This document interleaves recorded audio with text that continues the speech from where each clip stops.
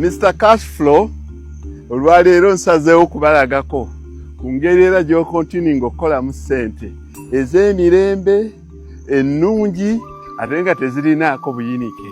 Bulijjo mbalaga emiti egya kalitunsi, mbadde mbalaga emisizi, mbalaga emivule, kati kambayigirizeeyo ekintu ekirala ekikuuma cashflow ng'atambula.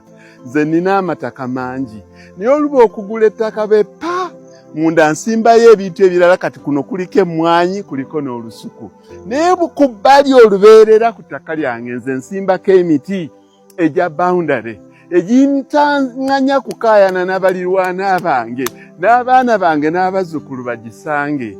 Ekyo nkikola kukuuma ttaka lyange naye oluvannyuma ne kinfunira cash flow. Kati gino emiti bagiyita terminalia, mwe mugiyita umbrella tree.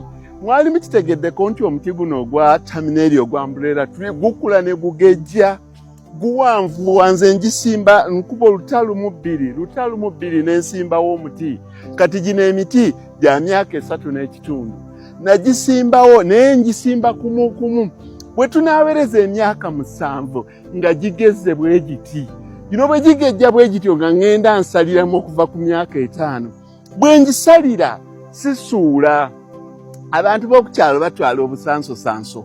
Naye nze ekigundi ekibuto ekya wansi we giwereza emyaka 7 ekyo kati kikola bokisi za nte. Ezisigadde zibadde ngambaawo nga nteeka mu sitowa, ezisigadde nga tupanga ekyokero ky'amanda. Wakitegeddeko nti ono omusajja ali wano emukono, buli luvannyuma lwa myezi 3 apanga ekyokero ky'amanda wakati w'ensawo 3 n'ebitaano.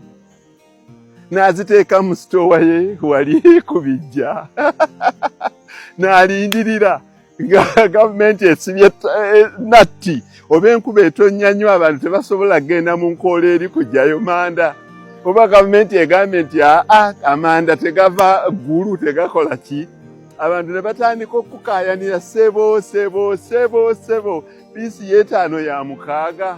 Ensawo 3 n'obalagira nti fuso zijje oba obumotoka obutono bujje busombe, n'okwata kashiwo atalinaako buyinike.